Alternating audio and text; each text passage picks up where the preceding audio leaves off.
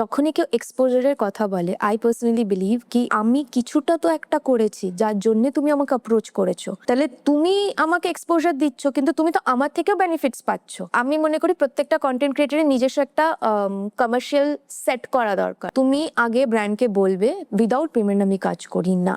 কার সাথে তোমার সব থেকে ভালো লেগেছে কাজ করে?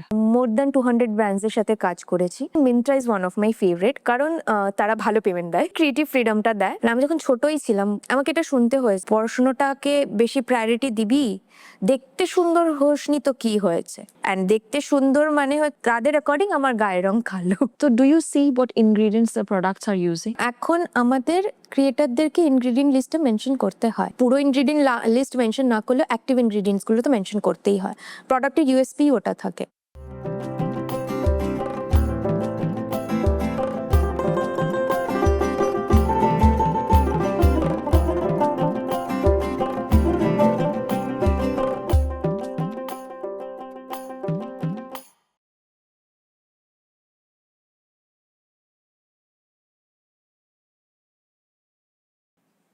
নমস্কার, বৈঠকখানার আরেকটা এপিসোডে আপনাদের সবাইকে স্বাগত।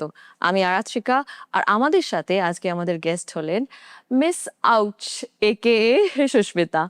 Susmita, welcome to the show. নমস্কার। আর বৈঠকখানা, চোরকাটা বৈঠকখানার প্রত্যেকটি দর্শককেও নমস্কার জানাচ্ছি। রাইট, তো ফার্স্টে let's talk about the name. Yes, why Ouch? I think মানে আমার যেটা পার্সোনালি মনে হচ্ছে সবার লাইফে একটা আউচ মোমেন্ট একটা আছে, হ্যাঁ না? তো প্রবাবলি আমার লাইফে ওরকম কোনো একটা মোমেন্ট এসছে যখন আমি আমার ব্লগ লেখা স্টার্ট করি। হ্যাঁ, আমি ব্লগে লিখতাম যে আমার মানে ডেলি লাইফের উপরেও লিখতাম, প্লাস হচ্ছে আমি নতুন কিছু ট্রাই আউট করলে সেটার ব্যাপারেও লিখতাম। অ্যান্ড আমার জার্নিটা কিন্তু অ্যাজ আ ব্লগার হিসাবে স্টার্ট হয়েছে। রাইট। হ্যাঁ, মানে তখন ইনস্টাগ্রাম ছিল না। আর আমি 10 বছর ধরে এই ফিল্ডে কাজ করছি। তো তাই জন্যে ওই সময় যখন আমি ওরকম, তো আমার ওই জার্নিটা শুরু হয়েছে যখন আমি মানে কিছু একটা করতে হবে, মানে একটা আউচ এরকম একটা ব্যাপার হয়েছে আমার লাইফে, যেটার জন্য না আমাকে কিছু করে দেখাতেই হবে। মানে আমি ফার্মাসিস্ট, ঠিক আছে, কিন্তু আমি কখনো 9 to 5 জব করতে চাইনি। মানে এটা আমার সবসময় ব্যাক অফ দ্য হেড ছিল যে আমি 9 to 5 জব করব না। যারা করে তাদেরকে আমি বলছি না যে তারা করে কেন করে বা কিছু, বাট আমি পার্সোনালি করব না, এটা আমার সবসময় মাথায় ছিল। তাই জন্য কিছু করতে হবে, তাই ব্লগ লেখা চালু করি, ওখানে আমি আমার ফিলিংস এক্সপ্রেস করাও চালু করি। দেন আস্তে আস্তে ইনস্টাগ্রাম হয়, আর এই জার্নিটা এইভাবে চালু হয় as a So creator. what was the ouch moment? Which is when you realized? When I realized হচ্ছে আমার family is into medicine business. তো আমি সবসময় ভাবলাম যে ফার্মাসি করে এসে I will get into business. But unfortunately সেই মোমেন্টে দেখলাম বাবা বললো যে you go and do 9 to 5 job, and আমি করবো না। অ্যান্ড সেটা আমাদের মধ্যে একটা টিফ চালু হয়। তো তখন আমাকে অন্য কিছু করতে হবে। অ্যান্ড সত্যি কথা বলতে আমি ফার্স্ট ডে থেকে ফ্যাশন করতে চেয়েছিলাম। I wanted to do NEFT, but somehow I ended up doing pharmacy. তারপর না, আমি এটাতেই কিছু করে দেখাবো। আর আমি আমার মানে ফিলিংসগুলোকে তখন এক্সপ্রেস করার জন্য হয়তো আমি ব্লগ স্টার্ট করি। অ্যান্ড দেন ওখানে লিখতাম, লিখতে লিখতে লিখতে ওখান থেকেও যে মনিটারি ইনকাম হয় এটা আমার কোনো আইডিয়া ছিল না। মানে আমাকে তো পুশ করা হচ্ছিল। আমি গেছি 2-3টে ইন্টারভিউ দিতে জবের জন্যে, বাট হয়নি। কিন্তু ওই যে ফিলিংসগুলো, ওই যে আটকা মনের ভিতরে যে ফিলিংসগুলো, সেগুলো লিখতাম। তারপর যেহেতু ফ্যাশন ভালোবাসতাম তাই ফ্যাশনের উপরেও কিছু কিছু লিখেছি। দেন বিউটি হ্যাপেন, মানে বিউটি প্রোডাক্টস ট্রাই আউট করার পর ওগুলোও লিখেছি। And that is something how it started. মানে আমার মনে হচ্ছে একটা আউচ মোমেন্ট আমার হয়েছে আমার লাইফে, মানে যেখানে আমার মতের সাথে আমার ফ্যামিলির মত মিলছে না। অ্যান্ড দ্যাট ইজ সামথিং, মানে এটা হয় মানে সবসময় তখন বাড়িতে কি একটা ডিপ্রেসিং সিচুয়েশন ক্রিয়েট হয় যে বাবা মা কিছু করতে বলছে আর আমি সেটা করতে চাইছি না, ভেতর থেকে চাইছি না, হয়তো মা বাবা বলছে বলে আমি ইন্টারভিউ দিতে যাচ্ছি। Right. তো সেই একটা মোমেন্টের থেকে আমার ওইটা শুরু। So that was the start of your journey. And যেটা আমি ফিল করেছিলাম যে একটা ক্যাচি নাম হবে যাতে আমার ব্লগটা পড়তেও লোক ইন্টারেস্টেড থাকবে, সেটাও একটা ফ্যাক্টর ছিল। তো ওয়াই নট দিস। মানে তুমি তখন থেকে ছিলে যখন ইন্ডিয়াতে ইনস্টাগ্রাম, ফেসবুক অত পপুলারিটি হয়নি। ইউ ফেসবুক স্টার্টেড, তো ছিল, বাট এই কন্টেন্ট ক্রিয়েশন ব্যাপারটা was not popular, not at all popular. and then you started writing blogs. হ্যাঁ, ব্লগস লিখতাম। আচ্ছা, নিজের নিজের পার্সোনাল লাইফের ব্যাপারে লিখছো, এত লোকে দেখছে, কোথাও মনে হয়নি এটা ব্রিচ অফ প্রাইভেসি? যদি সেটা তো কখনো হয়। আমি পার্সোনালি জানাচ্ছি বলে, আর আমি সবসময় একটা মনে করি আমি যেইটুকু জানাবো সেটুকুই সামনের লোকটা জানতে পারবে, এর বেশি কিন্তু সে জানতে পারছে না আমি যতক্ষণ না তাকে কিছু জানাচ্ছি। ইভেন এই যে আমি তোমার সাথে কথা বলছি, এখানেও আমি যেইটুকু জানাবো বা অডিয়েন্সকে যেটুকু জানাবো সেটুকুই জানবে। হ্যাঁ, এর বাইরে গিয়ে যদি কেউ আমাকে পিছনে পার্সোনালি জানার চেষ্টা করে, সে খোঁজ নেয়, সেটা আলাদা। বাট আমি যেটুকু ফিট করবো অডিয়েন্সকে সেটুকুই তো জানবে। ওই জন্য আমার মনে হয় না যে প্রাইভেসির ব্রিচ এটা, কারণ আমি জানাচ্ছি, এটা আমি নিজে জানাচ্ছি, আমার হয়ে কিন্তু কেউ জানাচ্ছে না। No, this is a topic that I wanted to talk. There have been serious, issues that were raised by different police headquarters of India, যেখানে people who have come in the limelight, they have been given stalker incidents. They have been given extra protection. So I want to ask about this. How do you manage this part? How do I manage? First of all, আমি কোথাও travel করলে, এটা আমি personally believe করি, আমার family থেকেও বলা আছে, আমি কোথাও ট্রাভেল করলে আমি সেটার আপডেট দিই না সঙ্গে সঙ্গে। আমি ওখান থেকে ঘুরে আসার পর I start giving updates. Okay. এবার হ্যাঁ, আমি আপডেটস দিই, কোথায় দিই? স্ন্যাপচ্যাটে দিই। অ্যান্ড ওখানে আমার খুব সিলেক্টিভ ফ্রেন্ডসরা আছে, এর বাইরে কেউ জানতে পারবে না। আই ট্রাস্ট দেম ব্লাইন্ডলি, তাদেরকেই জানাই যাদেরকে আমি ব্লাইন্ডলি ট্রাস্ট করি। এর বাইরে আমি আমার অডিয়েন্সকে কিন্তু জানাই না। আগে হয়তো করতাম 5-6 বছর আগেও হয়তো করেছি, বাট ইন রিসেন্ট টাইমস এটা একদম আমি পুরোপুরি বন্ধ করে দিয়েছি। I don't post on Instagram যে আই এম ট্রাভেলিং। Okay.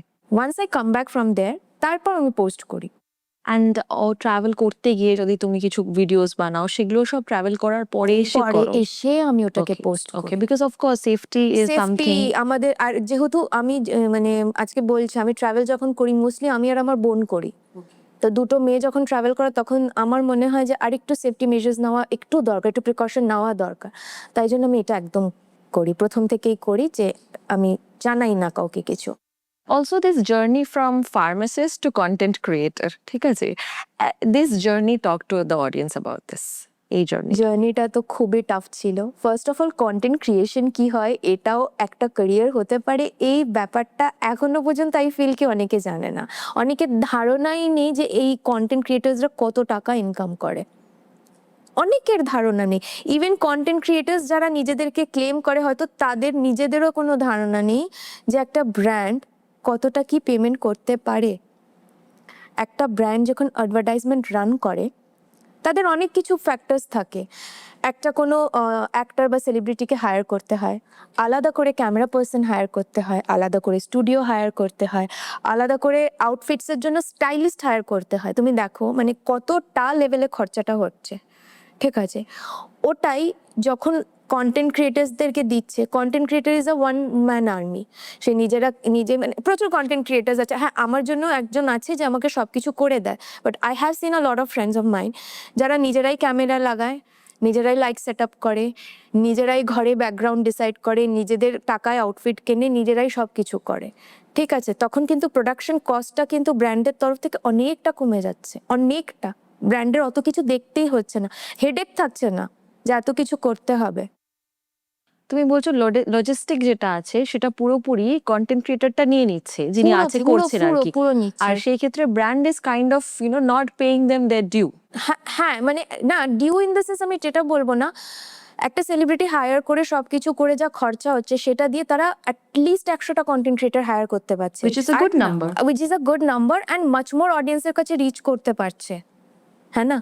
আর ওরা যখন একটা অ্যাড শুট করছে বা কিছু করছে, আগে কি হতো, টিভিতে খুব অ্যাডস রান হতো, এখন কয়টা মানুষ টিভি দেখে, হ্যাঁ না? এখন সবাই মোবাইল দেখে। হ্যাঁ, আর এরকম এখনকার অডিয়েন্স আবার এরকমও আছে যারা রিলেটেবল কন্টেন্ট দেখতে খুব পছন্দ করে।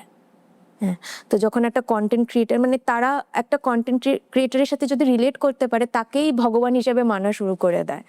হ্যাঁ, আর তারা কিছু সাজেস্ট করলে অবভিয়াসলি তাদের অডিয়েন্স কিনবে, 10 জন না কিনলেও একজন কিনবে।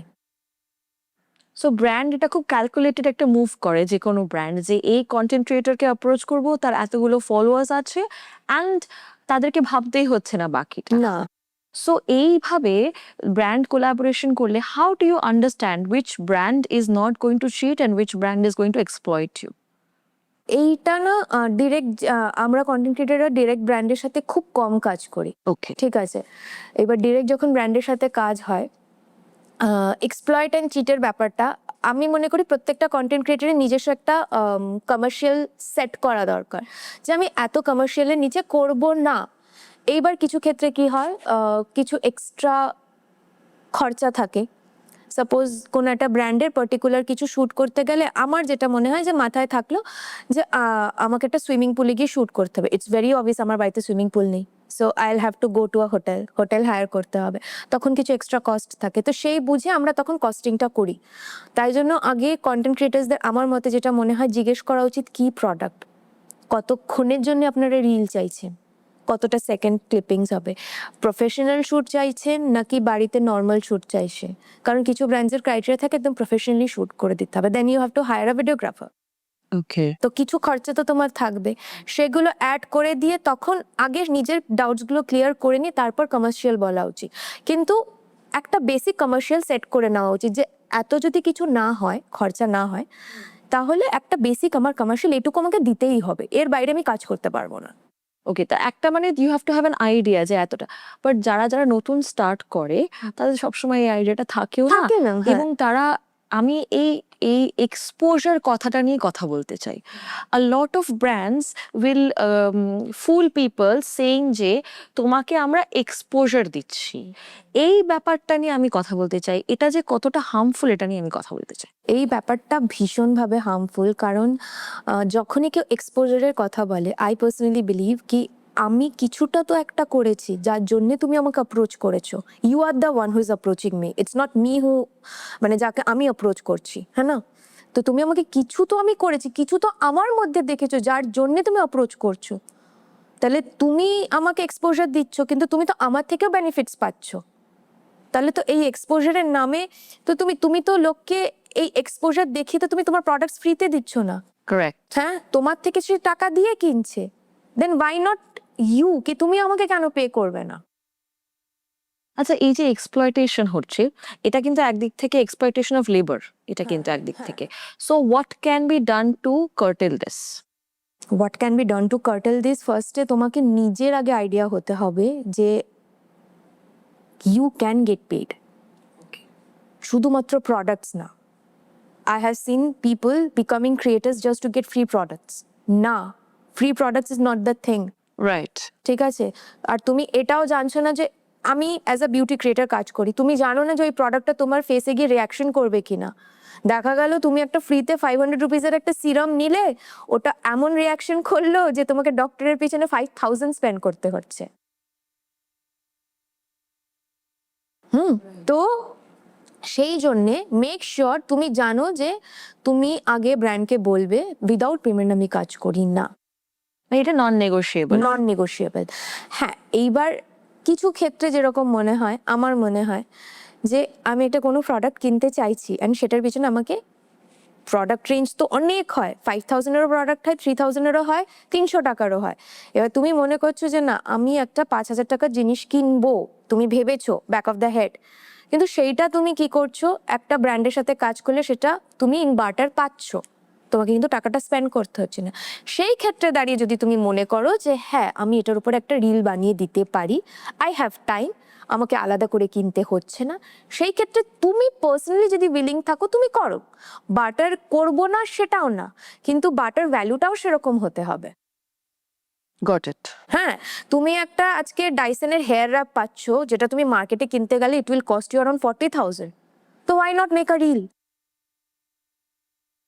Okay, it depends on the product as well as it depends on how much you value the situation that you are in আর currently. আমি আরো একটা জিনিস মনে করি, একটা কন্টেন্ট ক্রিয়েটর নিজেকে যতক্ষণ না ভ্যালু দেবে, আর মানে শুধু কন্টেন্ট ক্রিয়েটর না, as a human being also, তুমি নিজেকে যতক্ষণ না তোমার ভ্যালু দেবে, সামনেওয়ালা তোমাকে ভ্যালু দেবে না।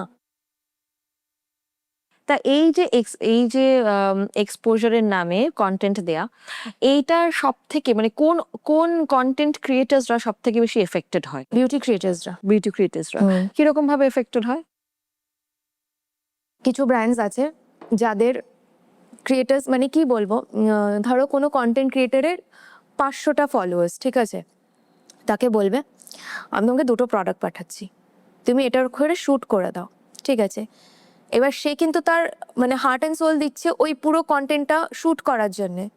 এবার ব্র্যান্ড কি করলো, তার কাছে ফুটেজটা থাকলো, ঠিক আছে, যদি ফুটেজটা নেয় তো থেকে গেল, সে সেখান থেকে কোনো ক্লিপিং বার করে আরও দুটো ক্রিয়েটারের দুটো ক্লিপিং বার করে তারা কিন্তু আরও একটা অ্যাড বানিয়ে ফেলতে পারে, অ্যান্ড সেটা কিন্তু ওরা রান করতে পারে। যে দেখো, আর কি হয়, এরকম ছোট ছোট যারা ক্রিয়েটার্স আছে তাদের ভিডিওগুলো দেখে না, খুব মানে বড় ক্রিয়েটার্স যারা আছে তারা খুব প্রফেশনালি শ্যুট করে, তখন সেটা মনে হয় যে তুমি অ্যাড শ্যুট করছো, বাট যারা ছোট ক্রিয়েটার্সরা আছে তাদের ভিডিওগুলো দেখে মনে হয় কি খুব জেনুইন, তো সেটাকে ওরা জেনুইন হিসাবেই চালিয়ে দেয় অ্যাডে, যে দেখো this is a genuine feedback we are getting.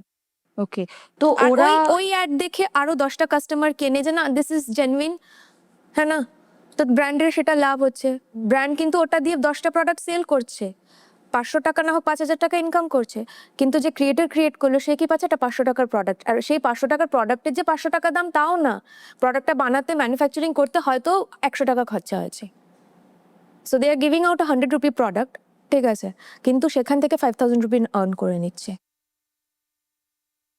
আচ্ছা, যখন তুমি প্রোডাক্টস নিয়ে কথা বলো অডিয়েন্সের সামনে, তাদেরকে এই প্রোডাক্টস গুলোকে বলো, তো do you see what ingredients the products are using?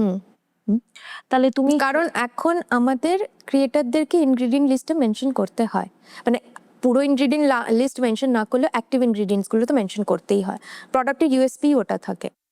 Okay, so if there is a specific ingredient that is very harmful for the skin, কিন্তু লিস্টেড আছে ওখানে, হ্যাঁ। বাট অ্যাক্টিভ ইনগ্রিডিয়েন্টস হিসেবে লিস্টেড নেই, ইট না। Is listed. ধরো ধরো আমরা কোনো- ইয়েস, ইথাল অ্যালকোহলের কথাই বলি, অনেক সময় পারফিউমসে ইথাল অ্যালকোহল থাকে। আরেকটা যেটা হয় হচ্ছে তোমার সানস্ক্রিনে প্রচুর ওয়াটার থাকে, মানে মোর দেন দ্য এক্সট্রা এসপিএফ কন্টেন্ট, দেখবে পেছনে লেখা থাকে ওয়াটার, কিউএস, ওয়াটার কিউএস লেখা থাকে, হ্যাঁ। হ্যাঁ। সো এই জিনিসটা হয়তো অ্যাক্টিভ ইনগ্রেডিয়েন্ট না, মার্কেটিং হচ্ছে SPF 50 plus plus plus, but what whenever there is water, বুঝতেই পারছো that it is not going to work as well, তখন what to do, how to make sure that awareness is also there?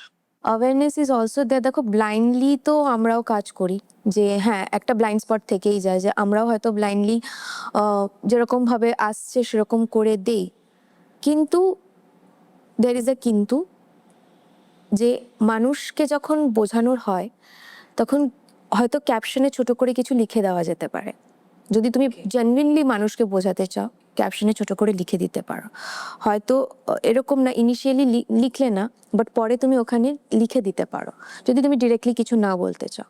বা এরকমও আছে যারা আনস্পন্সার্ড ভিডিওসও করে, ঠিক আছে, আনস্পন্সার্ড ভিডিওস যখন করে তখন তারা সেখানে মেনশনই করে দেয়।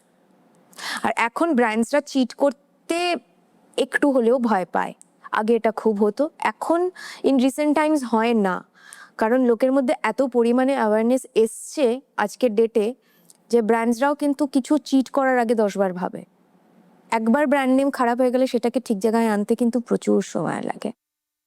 You know, there is a very famous content creator. ও না শুধুমাত্র, I'll not take his name, he really works on different kind of foods that are marketed in India. বুঝতে পেরেছো কার কথা বলছি? Yes, ওর নামে অ্যাক্টিভ কেসও হয়ে গেছে প্রচুর বার কেস, হ্যাঁ, but he has won as well and is constantly fighting. হ্যাঁ, And the brands are things which we have had as children, you know, yes, noodles যেটা আমরা খেয়ে থেকেছি, তারপর ওই যেগুলো 2 minutes যেটা খেয়ে থেকেছি, yes, খেয়ে থেকেছি, তারপর হচ্ছে biscuits, ketchups and biscuits. Ketchups are the worst kind. There is no tomato in it. হ্যাঁ, আর ওই যে তারপর বাচ্চাদের জন্য যে হেলথ ড্রিঙ্ক গুলো, And also মানে immunity boosters, হ্যাঁ, যেগুলো ওগুলো তো আমরা পুরো ছোটবেলায় bluff, খেতাম, যে ওগুলো পুরো ব্লাফ।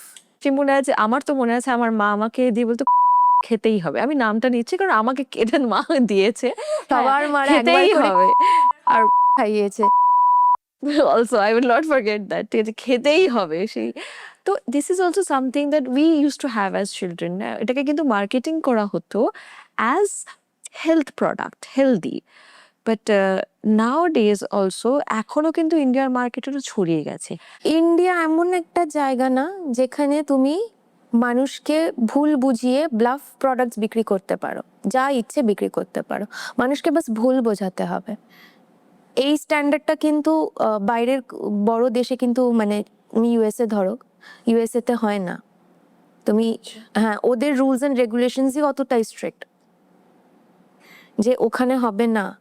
ইভেন জাপানে যে প্যাকেজিংটা হয় প্যাকেজিং এর ওপরে suppose you are buying a টফির যে সাইজটা থাকে প্যাকেজিং এর ওপরে, ওটা অরিজিনাল যে প্যাকেটের ভেতরে যে টফিটা থাকবে ওটার উপরে রাখলে এক্স্যাক্ট ওই সাইজটাই থাকবে। ওকে, ইন্ডিয়াতে কিন্তু তা হয় না।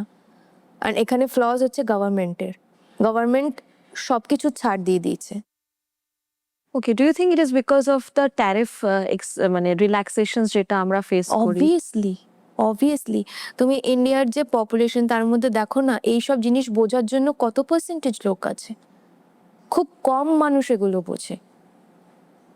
না হলে আমি নাম নেব কি নেব না মানে আমি জানি না, এই একটা ফেস ক্রিম যেটা এখন চেঞ্জ করেছে ওরা নাম, ফর্সা হওয়ার ফেস ক্রিম, অফকোর্স, কি না চলেছে আমার না মা চলেছে। আমার মা নিজে ওটা ইউজ করতো। আমি এই মানে আমার জন্মের মানে হয়তো এই 1-2 বছর হয়েছে আমি মায়ের হাত পা জোর করে ওটাকে থামাতে পেরেছি যে প্লিজ এটা ইউজ করো না, this is not for you, this is not a fairness cream বলে না, এটা তোমার মুখে মাখাই উচিত না। আর কোনো ক্রিম তোমায় ফেয়ারনেস দিতে পারে না। How can it be until and unless there is a bleaching agent in it? Exactly. How can it, মানে cream is supposed to be moisturizing. Also এই জিনিসটা আমি কেন তোমাকে বলছিলাম, আজকে তুমি যে বলছো অ্যাওয়ারনেস বেড়ে গেছে, এই অ্যাওয়ারনেসটা কিন্তু অনেকটা আমরা মেট্রোপলিটন সিটিজ বা বড় শহরে দেখতে পাই। What about India that is still rural? That India is not yet as aware. না, হ্যাঁ, aware হয়েছে। নেই, হ্যাঁ। তো সেই ইন্ডিয়া কিন্তু আজও এফেক্টেড, এখনো অ্যাফেক্টেড, তো এবং কন্টেন্ট ক্রিয়েটার্সরা কিন্তু সেখান থেকেও উঠে আসছে প্রচুর আসছে। এবং তারা কিন্তু ব্লাইন্ডলি কন্টেন্ট ক্রিয়েট করে। যখন তারা কন্টেন্ট ক্রিয়েট করার পরে যখন তাদেরকে ব্র্যান্ড অ্যাপ্রোচ করে, তারা কিন্তু ব্লাইন্ডলি করে দিচ্ছে, আচ্ছা ঠিক আছে, লেট আস ডু দিস। কেন করে কারণ তাদের তো নিজের ওই ভাবনাটাই নেই, মানে ওরা তো অতটা ভাবতেই পারে না যে পৃথিবী কতটা আগিয়ে গেছে। আর এই যে প্রোডাক্ট ভালো অ্যান্ড খারাপের বিচারটাই তো ওরা করতে পারছে না, lack of education first of all, ঠিক আছে। আর যারা বোঝে তারা কিন্তু করে না। প্রচুর এরকম ছোট ছোট গ্রাম থেকেও প্রচুর মেয়েরা আছে, ছেলেরা আছে যারা কন্টেন্ট ক্রিয়েট করে খুব কনসিয়াসলি করে, যে তারা বোঝে যে কোনটা দেখানো উচিত আর কোনটা না।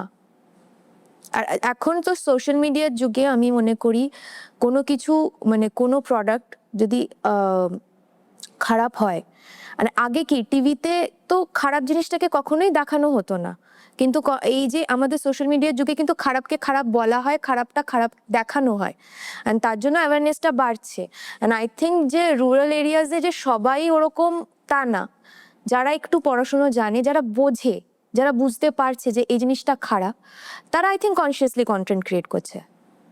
আর যারা করছে না তাদেরকে ব্র্যান্ডসরা এক্সপ্লয়েট করছে। That is true. কারণ there was recently one campaign that we all saw, probably তুমিও দেখেছো. In that campaign, pigmentation, স্কিনে পিগমেন্টেশন ক্লিয়ার করা যাবে এরকম একটা সিরাম লিখছে। সেই সিরামের মধ্যে কিন্তু লেখা আছে only 2%। যেই যেই যে জিনিসটা দিয়ে হ্যাঁ, ওটা that is only 2%, is barely, মানে কাজ করবেন, ওটা তো কাজ করবেই না। But it was mass scale marketed, and most of the people who actually spoke for the product were from 2-tier and 3-tier cities, not from the 1-tier cities of India, but not from the metropolitan areas. Research করবেন তো। হ্যাঁ, তো ওরা তো জানেও না, এরা ভাবছে হ্যাঁ ঠিক আছে, this is working, this is the, but পরে এটাতে দেখা গেছে it is not that effective. একটা কোনো প্রোডাক্ট কি তুমি কোনো ড্রাগই কিছুর মধ্যে মেশাও না কেন, তার একটা মিনিমাম ডোজেজ থাকে। তুমি আজকে প্যারাসিটামল খাচ্ছ, প্যারাসিটামল 300 mg খেলে তোমার গায়ে কাজ করবে না, it is minimum, it has to be 500 mg, হ্যাঁ না? সেরকমই কোনো অ্যাক্টিভ ইনগ্রিডিয়েন্ট কোনো প্রোডাক্টে থাকছে, স্কিন কেয়ার প্রোডাক্টে থাকছে, সেটার বেয়ার মিনিমাম ডোজেজটা থাকতে হয়, মানে আমরা ফার্মাসি ল্যাঙ্গুয়েজে ডোজেজ হিসাবে বলি, বেয়ার মিনিমাম কোয়ান্টিটিটা থাকতে হয়, তারপর গিয়ে না সেটা স্কিনে কাজ করবে। Which comes to my next question, that এই যে তুমি ফার্মেসি নিয়ে পড়াশোনা করেছো, how much has it helped you to be conscious about your journey as মনেই তো হচ্ছিল। কিছু জিনিসে তো অবশ্যই হেল্প করেছে, কারণ আমি যখন ফার্মাসি নিয়ে পড়তাম, আমি নর্মালের ট্যাবলেট সিরাপ বানানোর থেকেও বেশি মানে ফার্মাসিতে যে টপিকটা থাকে ফার্মাসিউটিক্স। এটা ডিল করে হচ্ছে ডোজেজ ফর্মের উপরে, মানে ট্যাবলেট, সিরাপস এগুলোর ব্যাপারে যে কিভাবে বানাতে হয় না। তো that was my favourite subject and I use to always score a very good marks in that. Apart from that ওই ফার্মাসিউটিক্সেরই একটা পার্ট থাকে কসমেটিক্স মেকিং। আমি খুব ইগার থাকতাম, মানে I still have this in back of my mind যে আমার কখনো একটা কসমেটিক লাইন হবে, আমার একটা কোনো মেকআপ ব্র্যান্ড হবে, এখন না হলে in future. But this has help me যে ইনগ্রিডিয়েন্টস গুলো জানার ক্ষেত্রে কনসিয়াসলি। অ্যান্ড আমার প্রচুর ফ্রেন্ডসরাও আছে, আমি আজকে এইখানে বলছি, আমার প্রচুর ফ্রেন্ডসরাও আছে যারা ফার্মাসি নিয়ে পড়েছে অ্যান্ড তারা খুব কনসিয়াসলি এই এই পার্টিকুলার বিউটি রিলেটেড টপিক নিয়ে কিন্তু খুব কনসিয়াসলি কন্টেন্ট বানায় অ্যান্ড খুব ভালো কন্টেন্ট বানায়, খুব ভালোভাবে তারা প্রত্যেকটা জিনিসের ইনফরমেশন দেয়।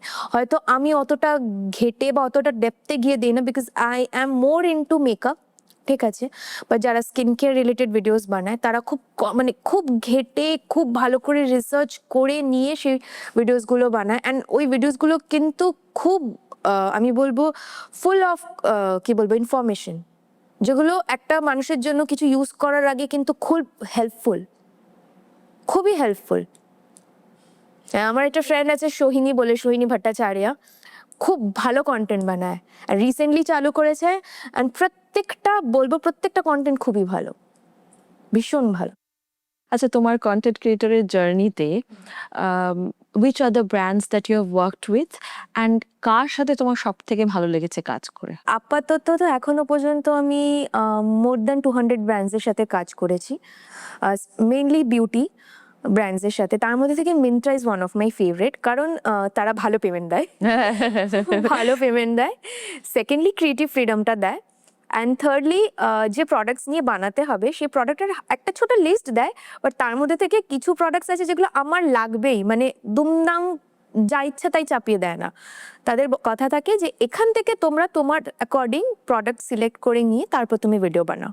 তো ওই প্রোডাক্ট চুজ করার ফ্রিডমটাও আমাকে দেয়, প্লাস মানে ওই প্রোডাক্টের টাকাটা দে রিম্বার্স ইট, ঠিক আছে। তো এটা একটা ব্র্যান্ড যাদের সাথে কাজ করে ভালো লেগেছে। সেকেন্ডলি ফ্যাশন ব্র্যান্ডস যারা অনেক অনেক জামা কাপড় দেয় তাদের সাথেও কাজ করে খুব ভালো লাগে। হ্যাঁ, মানে টাকা মানে ভিডিও বানানোর পেমেন্টের সাথে সাথে ভাউচার্স দেবে, সেটা দিয়ে আমি শপিং করতে পারবো তাদের সাথে। That's the dream. সেটা প্রত্যেকটা মেয়েরই ড্রিম। তো হ্যাঁ, সেরকম বলতে গেলে ওয়েবসাইটের সাথে কাজ করেছি, খুব ভালো লেগেছে। আর particular brand Swiss beauty, one of my favourite.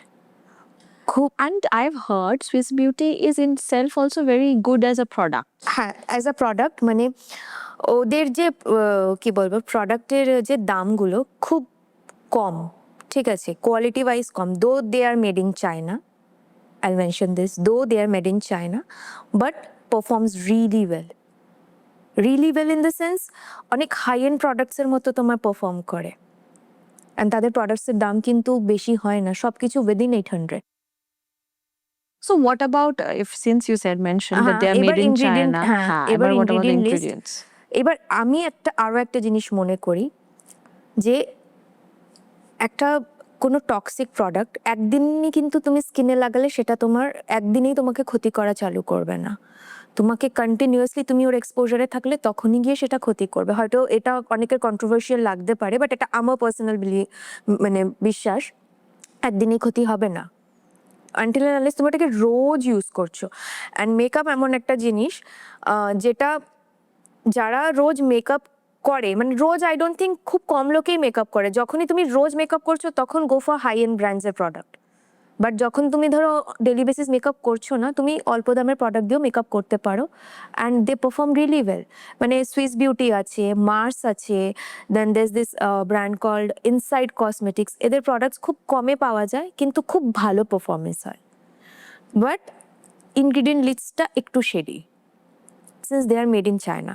এবার আই ডোন্ট থিঙ্ক এখন ওরা সব প্রোডাক্টস আর চায়নাতে বানাচ্ছে, কিছু ওরা ম্যানুফ্যাকচার করছে ইন্ডিয়াতেও। And I have worked with them. তাদের যে পিওসি আছে, আমি ডিরেক্ট ব্র্যান্ডের সাথে কাজ করি, তাদের যে পিওসি আছে তারা খুবই ভালো, তারাও আমাকে ক্রিয়েটিভ ফ্রিডম দেয়। অ্যান্ড মানে তারা হয়তো টপিক বলে দিল যে এই টপিকটা, but rest of the creative freedom আমারই থাকে অ্যান্ড আমি আমার অ্যাকর্ডিংলি শ্যুট করতে পারি। অ্যান্ড আই লাভ ব্র্যান্ডস যারা ক্রিয়েটিভ ফ্রিডমটা দেয়। অনেকে আছে পুরো স্ক্রিপ্ট লিখে দেবে, লাইন বাই লাইন বলতে হবে, যেটা আমার একদম ভালো লাগে না। এটা একটা এইটা জিনিস। এই ক্রিয়েটিভ ফ্রিডম না অ্যাজ অ্যান অ্যাক্টর আমারও মানে রিকোয়ার্ড থাকেন, খুব কমই পাই যে I will be able to do আমি আমার মতো করে দ্য পার্টিকুলার ক্যারেক্টার, খুব কমই পাই। সেটা আমাকে সেরকম আমি অপরচুনিটি পাই না, সবসময় এটা এটা বক্সে আমাকে বেঁধে দেয়। But it's so invigorating to do it on your own, যে হ্যাঁ আমি এটা করছি, তখন মনে হয় প্যাশনটাও বেরিয়ে আসে। হ্যাঁ একদম, এটা একদম ঠিক। মানে নিজের নিজের যদি আমি নিজের আইডিয়া তো কিছু না কিছু তো আমাদের থাকেই। এত দিন ধরে কাজ করছি, এত দিনের এক্সপিরিয়েন্স, নিজের তো একটা কিছু এক্সপিরিয়েন্সের থেকে তো একটা কিছু থাকে। আর সেটা যখন কোনো ব্র্যান্ড যেটা এটা অ্যাপ্লাই না করতে দেয়, তখন মনে হয় কি কাজ করতে ঠিক শান্তি পাওয়া যায় না। অ্যান্ড এরকম আবার আবার ব্র্যান্ডসরা এরকমও করে যারা হচ্ছে লাইফস্টাইল ক্রিয়েটর, মানে ওই মিম টাইপ অফ কন্টেন্ট বানায়। তারা কি করে ওই ইন্টিগ্রেটেড ভিডিও বানাতে বলে দেয়, যে পুরো ভিডিওটাতে যে পুরো প্রোডাক্টের ব্যাপারে কথা বলবে তা না, ওটাকে ইন্টিগ্রেট করতে হবে। অ্যান্ড তাদের কিন্তু পুরো ক্রিয়েটিভ ফ্রিডমটা থাকে, বাস থাকে না আমাদের মতো ক্রিয়েটার্সদের। মানে তুমি অনেকগুলো হার্ডশিপস ফেস করেছো লাইফে, এই এই সব চ্যালেঞ্জটা। থেকে বড় হার্ডশিপ হচ্ছে লোককে বোঝানো এই প্রফেশনটা কি, I was coming to that. এইটা এটা একটা ক্যারিয়ার হতে পারে, এই জিনিসটা বোঝানো। মানে আমি আমার রিলেটিভসদেরকে এটা বলতে শুনেছি, ওরা কিন্তু আমার ভিডিওস দেখছে, আমি জানি না তারা কি বোঝে না নাকি না বুঝেও অবুঝের মতো কথাবার্তা বলে। মানে তাদের প্রশ্ন হচ্ছে, মানে আমার আমার একজন কাছেরই একজন আমার বাবাকে বলছে, হ্যাঁ মনা তো করছে, দেখছি ভিডিও টিডিও বানায় প্রোডাক্ট নিয়ে, তা চাকরি বাকরি কিছু করবে না? I was like, হ্যাঁ করলে কাকু তোমাকে অবশ্যই জানাবো, তোমাকে You একটা know, when I জিনিস first দেখাই যায়। started as an actor, everyone in my family, immediate family and extended family, they said this is a hobby. No, because this is, I think it is a very, very middle class mindset. Because they told me it's a hobby. And এতগুলো বছর cross করেও যখন আসলে see I think also because of how they look at fame, যে তুমি কতটা famous. হ্যাঁ, আর একটা জিনিস হচ্ছে যে চাকরি ওয়াজ ইকুয়াল টু স্টেবিলিটি, এটা কোথাও একটা দাঁড়িয়ে ওইটা রয়ে গেছে। বাট এটা লোকে যতই যতই আমরা গিয়ে বলি, দেখো আজকে এসপ্ল্যানেডে কত কত চাকরি চলে গেছে, টিচার্সরা দে ওয়ার ওয়েটিং কি ভাই আমাদের চাকরিটা আমাদের ফেরত দাও। তো তাদের কি হলো, জব সিকিউরিটি কোথায় হলো? ওকে, ওয়েস্ট বেঙ্গলে আরেকটা সিচুয়েশন হয়েছে, I have to bring that up চাকরির ব্যাপারে, যে a lot of people who were working under the West Bengal government, they were not given DA since 2016. Exactly. হ্যাঁ, এই কেসটা জিতেছে, কেসটা জেতার পরে মানে the opposing party has one. তো দেখো আজকে we are able to understand যে চাকরি করেও এই হার্ডশিপস গুলো ফেস করছি। বাট আই থিঙ্ক আমাদের প্যারেন্টসের জেনারেশনে না, that was like a stable ground on which they are standing. আমাদের প্যারেন্টসের জেনারেশনে তো বিজনেসটাও স্টেবল না। বিজনেস স্টেবল না তো, বিজনেসটাও স্টেবল না। না তো মানে বিজনেস করলে আগেকার যুগে যেটা শুনতাম যে মেয়েকে বিয়ে দিচ্ছে, পাত্রকে চাকরি করতে হবে, চাকরি ছাড়া ছেলে ছাড়া বিয়ে দেব না। অ্যান্ড গভর্নমেন্ট জব করলে তো কথাই নেই, গভর্নমেন্ট জব করলে তো তো কোনো কথাই কথাই নেই, নেই। মানে ওটা তো হিরের আংটির হ্যাঁ, মতো একটা বাট ব্যাপার। এইটা একবারের জন্য ভাবে না যে একটা বিজনেস দাঁড় করাতে গেলে তার পিছনে কতগুলো লোকের দরকার হয়। একটা মানুষ যে বিজনেস করছে তার আন্ডারে কতগুলো লোক চাকরি করছে। আজকে আমার বাবার ক্ষেত্রেই আমাদের অন্তত নয় 35 থেকে 40টা লোক আমাদের আন্ডারে কাজ করে। তো তারাও তো কাজ করছে, তারাও তো কোথাও না কোথাও চাকরি করছে। বাস মানে ওইটা হয়তো বড় কোনো ফার্ম না, তাই জন্য ওটা চাকরি হিসাবে ধরা হচ্ছে না, দোকানে কাজ করে, বাট কাজ তো করছে। আমার বাবা তো 40 জনকে ইয়ে দিচ্ছে, টাকা দিচ্ছে, মাইনে দিচ্ছে, তাদেরকে কাজে রেখেছে, তো তাদের জন্য তো এমপ্লয়মেন্ট এনেছে। তো একটা বিজনেস করলেও তো অন্য লোকের এমপ্লয়মেন্ট হচ্ছে, সেই জিনিসটা কিন্তু এখনো বোঝে না, এখনো বোঝে না। Business is a means of generating employment. হ্যাঁ, বাট বিজনেসে অনেক রিস্ক ফ্যাক্টর থাকে, I think that is also তুমি চাকরি করলে তোমার একটা ফিক্সড স্যালারি, ফিক্সড ইনকাম, তোমার headache com. At the end of the day তুমি বাড়িতে আসছো, ঘুমাচ্ছ, খাচ্ছ। বিজনেস হলে প্রচুর কিছু থাকে, যেরকম আমি আমার বাবাকে দেখি কখনো কখনো এই রিসেন্ট জিএসটি হওয়ার পর তো রাত 1টা অবধিও কাজ করে, রাত 1টা অবধিও কাজ করে। আবার আমি আমার মানে আমার আর যে রিলেটিভসরা আছে তারা চাকরি করে, তারা কি চাকরি করলো, 6টার সময় অফিস বন্ধ হলো, বাড়িতে আসলো, 8টার মধ্যে বাড়িতে এসে রিল্যাক্স একদম। আজকে আমার বাবার 60-র উপরে এজ, তারপরেও হি ইজ ওয়ার্কিং। বাট একটা চাকরিজীবীর কি আফটার 65 রিটায়ার্ড পার্সোনাল, কোনো tension com. But I think there is more freedom in this field that we are doing, where we are investing in ourselves. এটা একদম সত্যি কথা। সো এবার আমরা একটু তোমার পার্সোনাল এক্সপিরিয়েন্সের ব্যাপারে বলি, যেখানে আমরা অফ ক্যামেরা কথা বলছিলাম, and you said a lot of people commented on your skin color and the texture, ঠিক আছে, when you were doing videos, ঠিক আছে। এটা ইনস্টাগ্রামে তো হয়নি, বাট টিকটকে হয়েছে। তো এটার ব্যাপারে একটু আমাদের অডিয়েন্সকে বলো, এবং how have you dealt with it? First of all, আমার বাড়িতে আমি যখন হই, আমি যখন ছোটই ছিলাম রাদার, তখন আমাকে এটা শুনতে হয়েছে, আমার ইমিডিয়েট রিলেটিভসদের কাছ থেকেও শুনতে হয়েছে, ভালো করে পড়াশুনো করবি, পড়াশুনোটাকে বেশি প্রায়োরিটি দিবি, দেখতে সুন্দর হোসনি তো কি হয়েছে। অ্যান্ড দেখতে সুন্দর মানে হচ্ছে তাদের, মানে তাদের অ্যাকর্ডিং আমার গায়ের রং কালো। ওকে। ঠিক আছে, ছোটবেলায় বুঝতাম না, বড় হয়ে যখন বোঝা শিখেছি, হঠাৎ একদিন একটা কাকু আসেন আমাদের বাড়িতে, হ্যাঁ কথা হচ্ছে, হঠাৎ করে কমেন্ট পাস করে, তোর গায়ের রংটা আগের থেকে একটু ফর্সা হয়েছে। তো আই ওয়াজ লাইক হ্যাঁ তো, বলছে না ভালো। আমি বললাম আচ্ছা, তার মানে তুমি একটা মেয়েকে তার স্কিন টোন দেখে জাজ করবে, মুখের উপর এই কথাটা বলি। সেই লোকটা না, মানে সেই কাকুটা একটু ভেবাচাকা খেয়ে গেছে। না না সেটা বলছি না। আমি বললাম তা তুমি তাহলে, বলছে না এই জিনিসটা তো ভালো। আমি বললাম কি কালো থাকলেও কি খারাপ ছিল? তারপর সে আর কোনো উত্তর দিতে পারেনি। আর টিকটকেও এটা ফেস করেছো? টিকটকে এটা ফেস করেছি। টিকটকে একটু মানে আমার যে অডিয়েন্সটা ছিল মাঝখানে, মানে আমি জানি না ওই পার্টিকুলার ভিডিওর জন্য ওই অডিয়েন্সটা ওরকম ভাবে হয়ে গেছিল না কি, আমি এক্স্যাক্টলি বলতে পারবো না। বাট ছোট ছোট বাচ্চারা, মানে যেহেতু তখন ইনস্টাগ্রামে না ভিডিওর অপশনটা ছিল না, রিলসের অপশনটা ছিল না, তখন টিকটক করতাম আমি, অনেক বছর পুরনো কথা বলছি কিন্তু। তো ছোট ছোট বাচ্চারা কমেন্ট করে যেত, ইয়ে তো কালি হ্যায়, ইউ কিত্তা গন্দা কালার হ্যায় ইসকে স্কিন কা, ইউ মানে মানে এরকম টাইপের আমি প্রচুর কমেন্টস পেয়েছি। অ্যান্ড ওই মেকআপ ভিডিওটাতে আমি প্রবাবলি একটা অরেঞ্জ কালার, নিয়ন অরেঞ্জ কালারের কিছু আই মেকআপ করেছিলাম, যার জন্য আমাকে বলা হয়েছিল যে এই মেকআপটা তোমার উপর স্যুট করছে না, ফর্সাদের উপর স্যুট করে, তুমি অনেক কালো, তোমার ভিডিও বানানো উচিত না। হ্যাঁ, আর আমার কমেন্ট তখন, আমি এটাকে এইভাবেই নিয়েছিলাম যে তুমি যত কমেন্ট করবে তত বেশি আমার ভিডিও রিচ হবে, তত বেশি আমার ভিডিও ভাইরাল হবে, and this is good for me. আমাকে কি কালো বলছে, ফর্সা বলছে, আমার একবারের জন্য আমার ওটা হেডেক না। আমি এইভাবে জিনিসটাকে নিয়েছিলাম। তোমাকে কোনোদিন এরকম ডিসক্রিমিনেশন কোনো ব্র্যান্ড থেকে ফেস করতে হয়েছে? না, আজ পর্যন্ত ঠাকুরের ইচ্ছায় কোনো ব্র্যান্ড আমাকে এইভাবে ডিসক্রিমিনেট করেনি। হ্যাঁ, রাদার এটা হয়েছে যে হয়তো ভুল, এখন জানি না ব্র্যান্ডরা, এটা যারা ব্র্যান্ডের কাজ করে তাদেরই দোষ। খুব লাইট শেডের ফাউন্ডেশন পাঠিয়ে দিয়েছে, প্রচন্ড লাইট শেডের ফাউন্ডেশন পাঠিয়ে দিয়েছে, যেটা আমি ইউজই করতে পারবো না, আমাকে কাউকে দিয়ে দিতে হয়েছে। কিন্তু তাছাড়া আবার কিছু যেরকম সুইস বিউটি, ওরা আমাকে লিঙ্ক পাঠিয়ে দিয়ে জিজ্ঞেস করে যে তোমাকে কোন শেডের ফাউন্ডেশনটা পাঠাবো। বাট অ্যাপার্ট ফ্রম দ্যাট এমনি কোনো ইন জেনারেল কোনো রেস্ট্রিকশন ফেস করতে হয়নি। যে তুমি অ্যাকোয়ালজিকার ব্যাপারেও কথা বলছিলে, যে অ্যাকোয়ালজিকার সাথেও তুমি কাজ করেছো, তো সেই ব্র্যান্ডটার সাথে কাজ করে, because it is purely catering to Indian audience and Indian skin tone. তা what is your viewpoint about that brand? Aqualogica basically তো স্কিন কেয়ার ব্র্যান্ড। আমি বলবো প্রত্যেকটা ব্র্যান্ডেরই গুড সাইড আর ব্যাড সাইড আছে, প্রত্যেকটা ব্র্যান্ডেরই ভালো প্রোডাক্ট, খারাপ প্রোডাক্ট আছে। ওদের যে সানস্ক্রিনটা I absolutely love and I recommend that.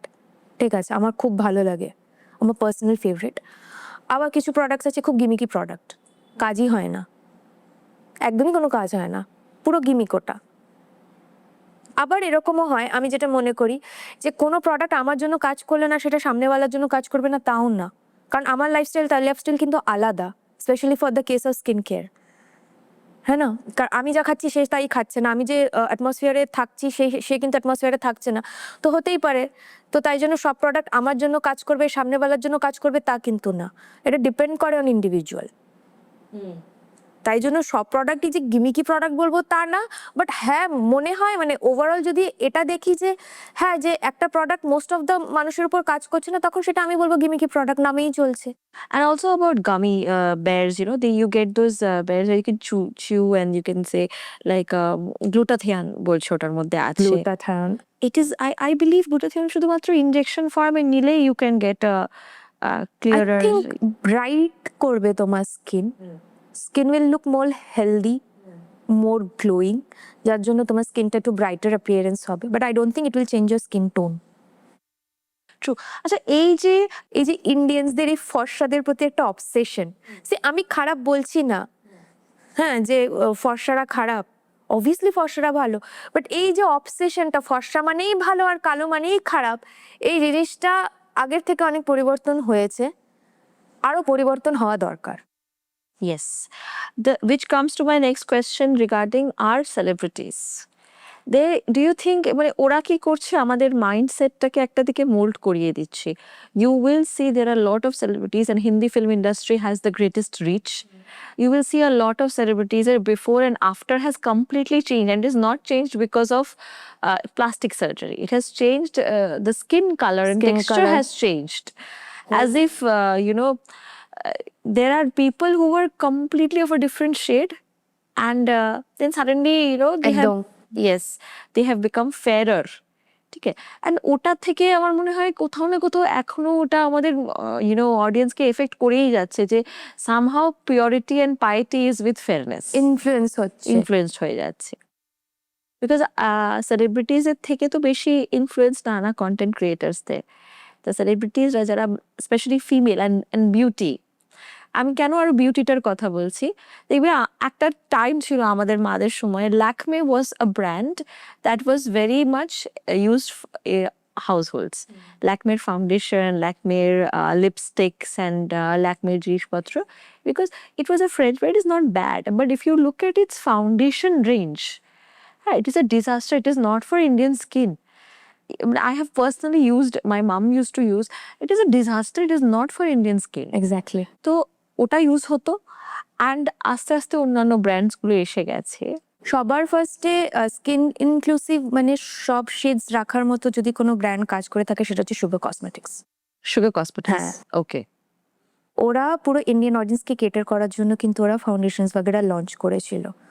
আর ল্যাকমির যে মেইন প্রবলেমটা আমার যেটা পার্সোনালি ফিল হয়, ল্যাকমিকে যে ফার্স্টে ক্রিয়েট করে বা হ্যান্ডেল করে সে কিন্তু ইন্ডিয়ান না। নো,